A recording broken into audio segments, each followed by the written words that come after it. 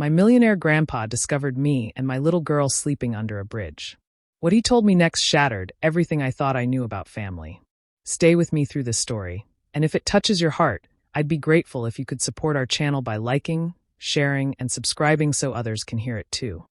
It was a cold night, and I wrapped my arms around my daughter, Reby.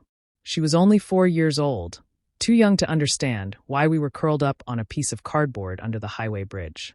Her tiny body shivered, and I pulled her closer, whispering, "Mommy's here, baby. I've got you." I tried to stay strong, but inside I was broken.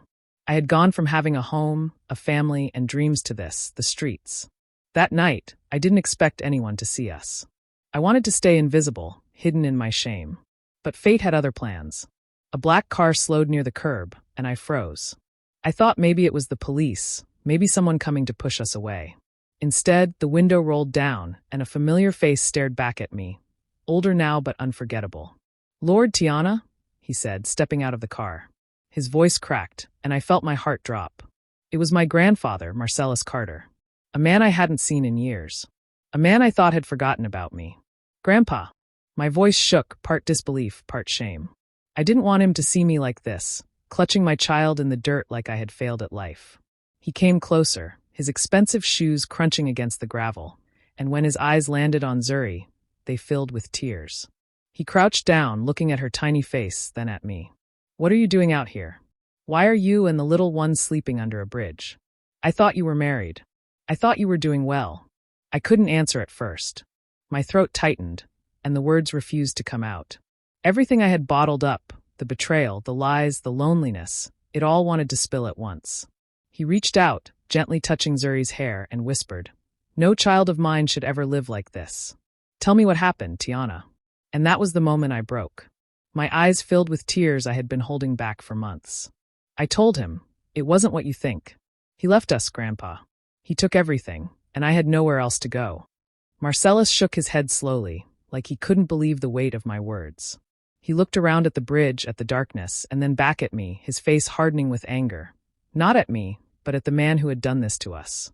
That night, under the bridge where I thought I had lost everything, I saw something I hadn't felt in a long time. Hope. My grandpa had found us, and with him standing there, I knew this wasn't the end of my story. It was only the beginning. I grew up with very little, but I carried big dreams inside me. My mom worked long hours just to keep food on the table, and I promised myself I'd make her proud by working hard in school. I studied late into the night, telling myself that if I pushed through, life would eventually be better. My mom believed in me, even when the world didn't, and her voice was the one that kept me going. It was during those years that I met Jamal Pierce. He was smooth, charming, and carried himself with the kind of confidence I had never seen before. Jamal had this way of making me feel like I mattered, like I wasn't just another girl trying to survive. He told me I was beautiful, smart, and strong. I had never heard those words from anyone but my mom, and after she passed away too soon, his voice became the one I leaned on. My mom had warned me, though.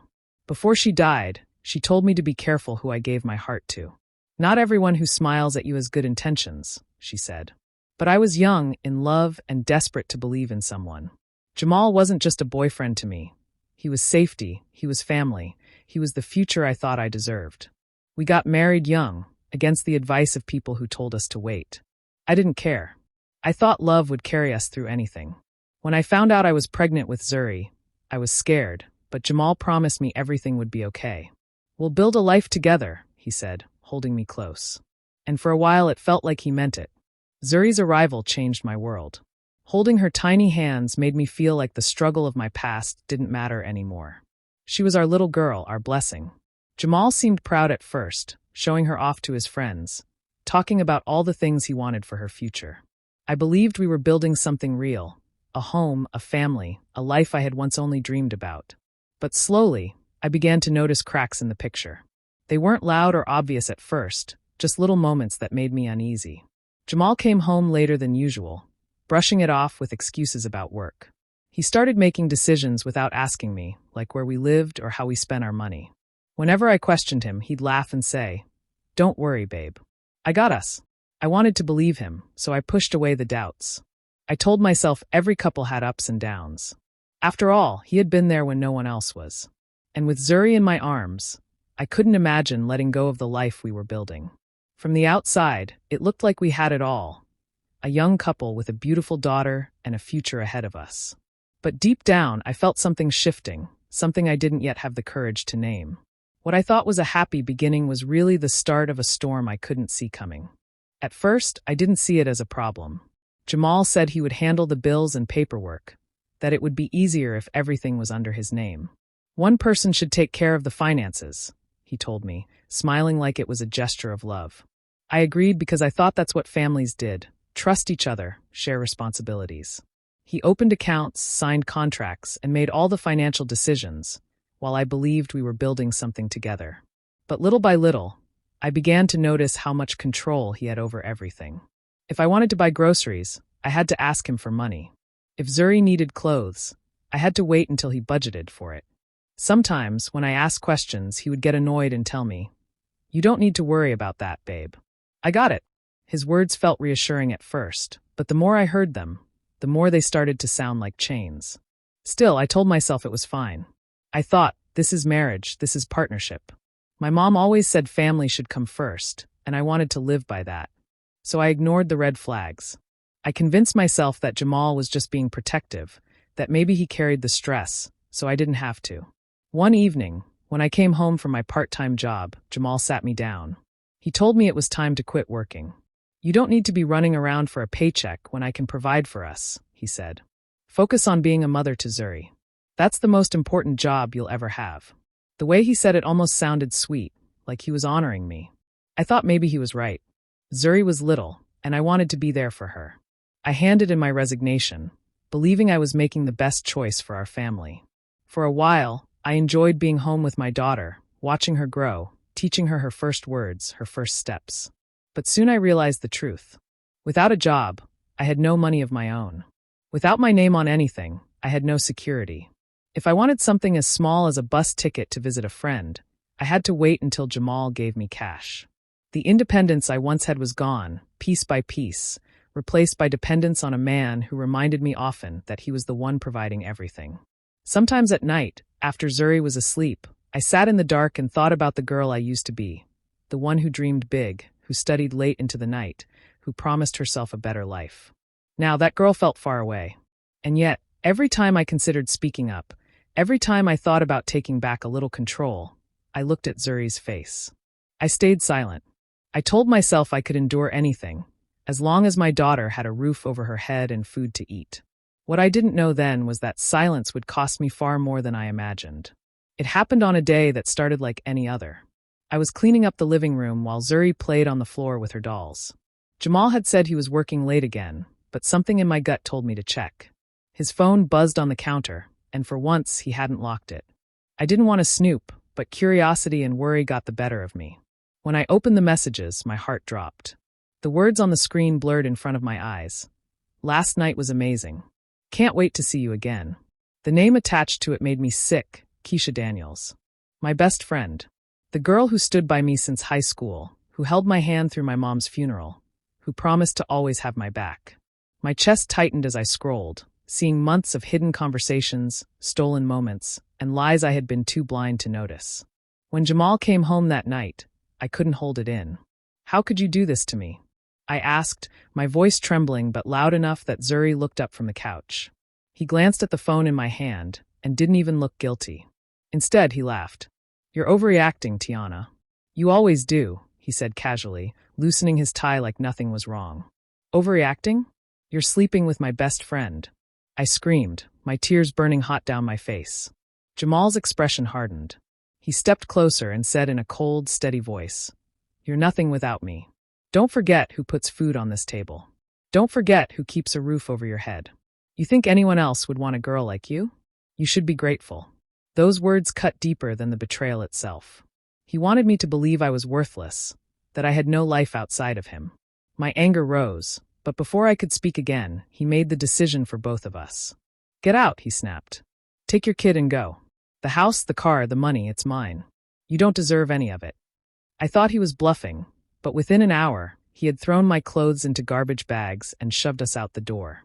The locks were changed by the next morning. He didn't even let me take Zuri's favorite blanket or her toys.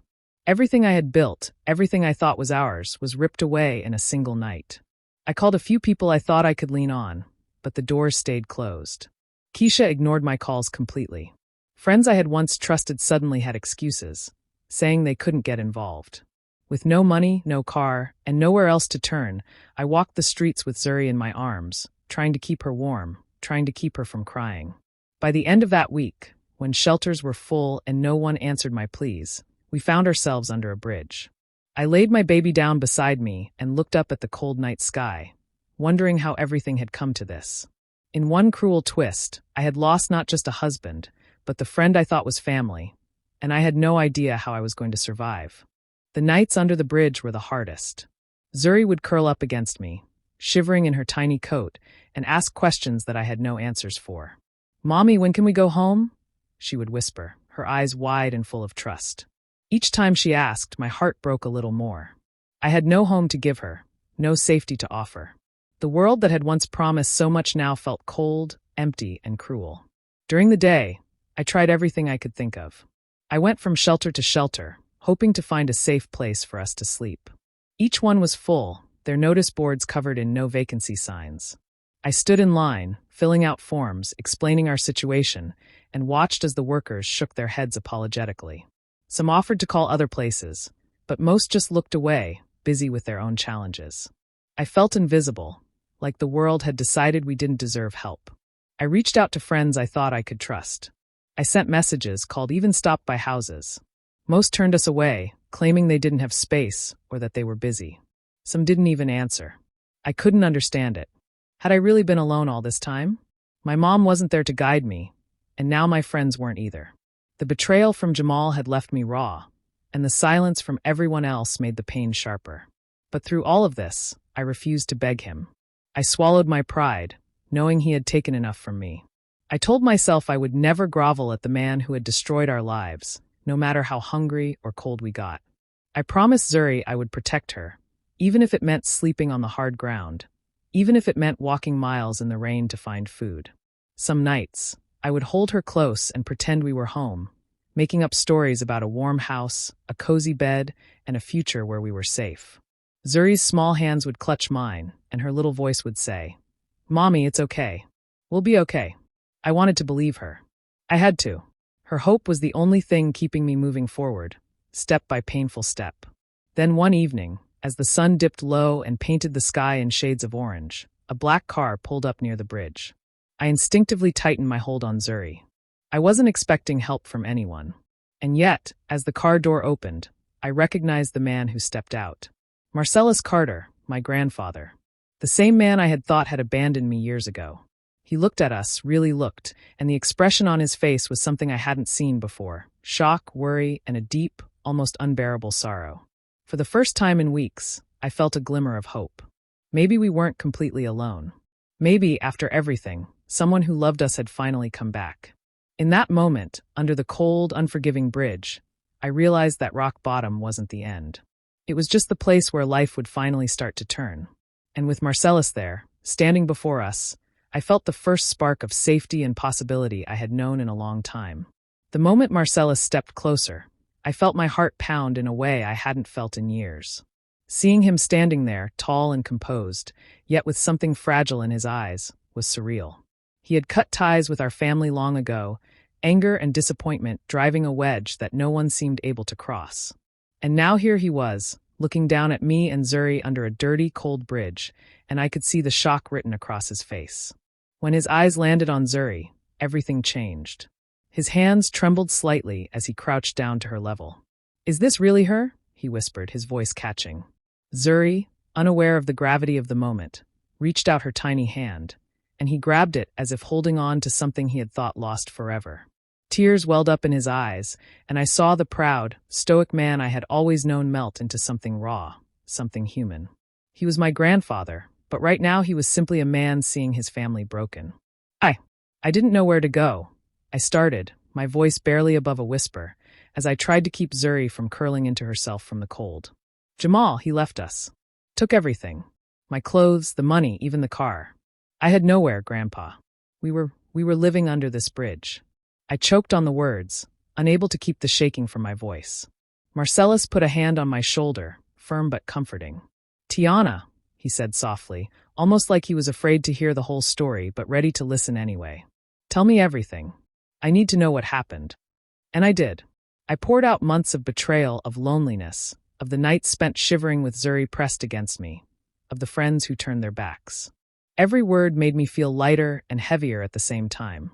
He listened, never interrupting, his face darkening with anger and disbelief. When I finished, he didn't speak right away. He just held Zuri and looked at her like he was seeing a piece of himself in her. Then he turned to me, his eyes hard and unwavering. They took everything from you, he said slowly, but they don't know who they're dealing with. Nobody should ever treat you like this. Nobody. I wanted to believe him, but after everything I had endured, hope felt fragile. Yet, in his presence, I could feel the beginning of something different. Something safe, something protective, something that reminded me that not all family was gone. He handed Zuri back to me and stood tall again, his face set with determination. We'll fix this, he said. You and Zuri are mine now. No one will ever hurt you again, not while I'm around. For the first time since being kicked out, I felt a flicker of relief that wasn't just survival. For the first time, I realized that maybe, just maybe, the nightmare had an end.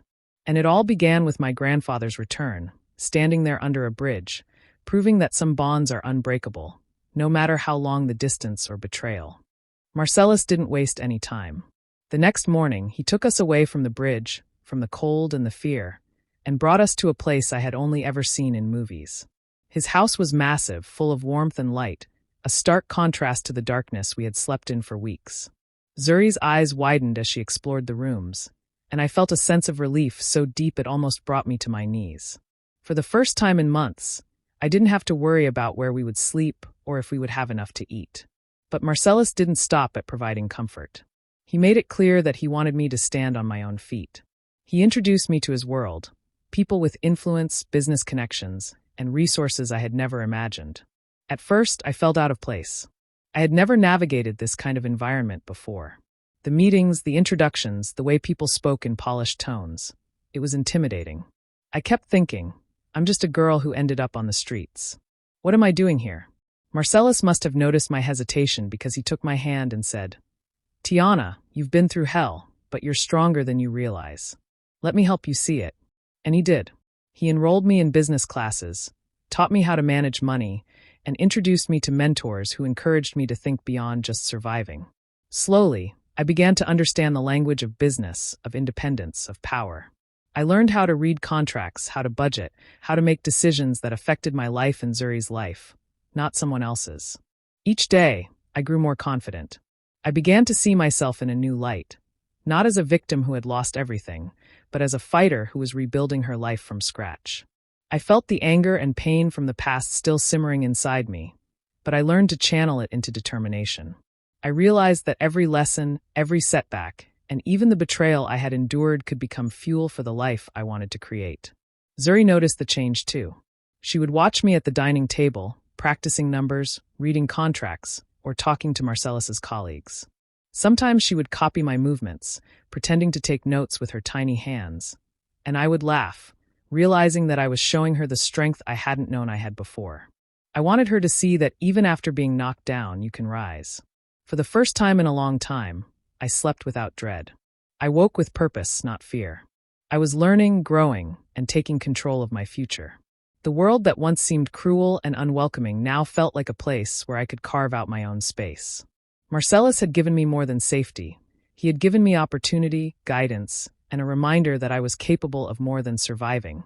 I could thrive. And in that house, surrounded by light, wealth, and new possibilities, I finally began to understand something important.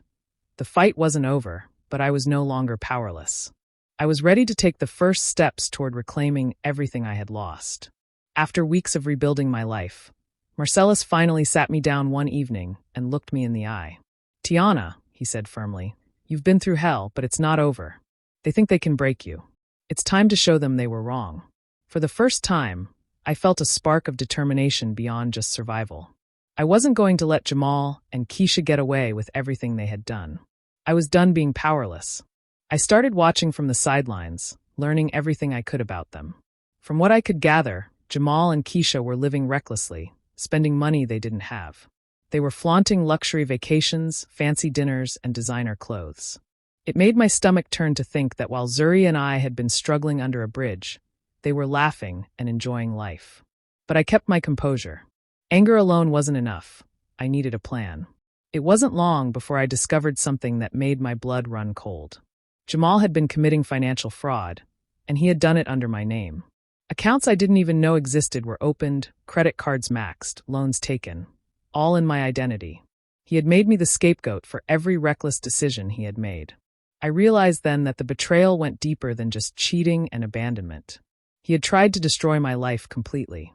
I felt a surge of fear at first, but Marcellus reminded me that I wasn't alone. With his guidance, I met with his top lawyers, people who specialized in cases just like this. He encouraged me to build evidence quietly, to be smart and methodical rather than rash. We collected bank statements, receipts, and emails. Every little detail that proved Jamal's fraud became part of a larger picture. Marcellus made it clear that the goal wasn't just revenge, it was justice. I learned how to track his spending, how to work with investigators, and even how to anticipate what moves he might make next. It felt strange at first, going from a person who had been controlled and powerless to someone gathering facts and planning her next steps. But with each piece of evidence I collected, my confidence grew. I realized that the life I had lost wasn't gone forever. I was taking it back, step by step. Marcellus always reminded me to stay calm and strategic. "They might think you're weak," he said, "but weakness is a mask we wear until we're ready to take it off." And I was ready.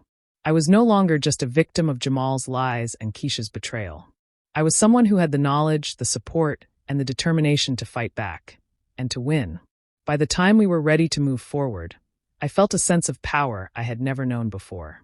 The plan was in place, the evidence gathered, and the lawyers ready. For the first time, I could see the end of the nightmare that had begun under that bridge.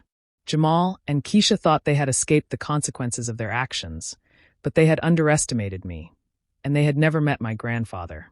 The courtroom was packed, the air thick with tension and anticipation. I gripped Zuri's hand tightly, feeling her small fingers wrap around mine. She looked up at me, sensing something important was about to happen, though she didn't understand the full weight of it. I took a deep breath, reminding myself that this was the moment I had been building toward, the moment when the truth would finally come to light. When Jamal walked in, his confidence was still there, but it was strained, like a mask starting to crack. Keisha followed, holding her head high, trying to look unbothered, but I could see the flicker of fear in her eyes. For months, they had been living as if they could get away with everything, flaunting their lies and their stolen money. But now, the courtroom was about to strip all of that away. The lawyers presented the evidence methodically. Account statements, emails, and receipts laid bare the financial fraud Jamal had committed under my name. Every lie he had told, every loan he had taken without my knowledge, every dollar he had spent recklessly at my expense. It was all on display. Keisha's involvement was revealed next, showing how she had knowingly participated and encouraged him, betraying me not only as his wife but as her friend. The betrayal that had cut so deep in private was now exposed for everyone to see.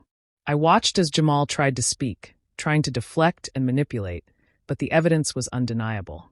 The judge questioned him, piece by piece dismantling the story he had spent months building. Keisha fidgeted in her seat, her arrogance replaced by panic. Witnesses corroborated the statements, and the impact of their actions became impossible to ignore. The courtroom murmurs grew louder as it sank in just how far their deception had gone. When the verdict came, it was clear and final. Jamal was found guilty of fraud and theft, stripped of his assets, and sentenced to serve time for his crimes. His job, once a symbol of his success, was gone. His reputation lay in ruins. Even Keisha faced consequences, her role in the scheme leaving her with a record she could not escape. The power they had wielded over me, the control they thought they had, was gone. I felt a wave of relief and pride wash over me. For so long, I had felt powerless, trapped by betrayal and loss. But now I was free. I held Zuri's hand and walked out of the courtroom, my heart lighter than it had been in years. The world outside seemed brighter, full of possibilities I hadn't dared to imagine. For the first time, I allowed myself to smile without guilt or fear. The nightmare that had begun under a bridge was over. We had survived and justice had been served. Zuri looked up at me with her innocent eyes, and I realized that our life together could finally begin, built not on lies or betrayal, but on truth, strength, and the unshakable bond between us. We had won, and this victory was ours alone. Months had passed since the courtroom showdown, and life had finally started to feel normal. Though I knew normal now had a different meaning. One evening, I sat on the porch of our modest home, Zuri playing nearby, and Marcellus joined me. He poured us both cups of tea, his presence calm and steady, a reminder of how far we had come. I looked at him and thought about everything that had happened. The betrayal, the struggle, the nights spent under the bridge, and the fight we had waged to reclaim our lives. "Look at you, Tiana," Marcellus said, his voice gentle but proud. "You've done more than survive. You've built something real. And you did it yourself." I smiled, but it was the kind of smile that carried weight. It wasn't just relief, it was pride. For the first time, I truly felt like I had earned my own place in the world, not because of anyone else, not because of my grandfather, not because of Jamal, but because of my own hard work. I had started a small business, a cozy little shop selling handmade goods and curated items that reflected my style and creativity. It wasn't funded by Marcellus's wealth. I had used the lessons he taught me, my own savings, and the drive I had always carried inside me. Every sale felt like a victory, every satisfied customer a reminder that I was capable of creating stability and security for myself and Zuri. Zuri, for her part, was thriving. At night, she slept in her own bed, tucked under soft blankets, safe and warm. She didn't have to wonder where we would be tomorrow or if we would be hungry. Watching her grow without fear or uncertainty filled me with a joy I hadn't known I could feel after so many months of pain. I reflected on the past, not just the betrayal, but the revenge. Winning against Jamal had been necessary, yes, but the true victory was deeper. It wasn't just about taking back what he stole. It was about reclaiming my dignity, my sense of self, and my place in the world. It was about showing myself that no one could define my worth or determine my future except me. Marcellus reached over and squeezed my hand. "They thought they could break you," he said softly. "But they didn't know who you were. And now everyone else will see it too." I nodded, feeling the weight of that truth settle over me. The anger, the fear, the sorrow, they had all shaped me into someone stronger, more determined, and unafraid to stand up for herself. I had lost so much, but I had gained even more: independence, confidence, and a renewed sense of purpose.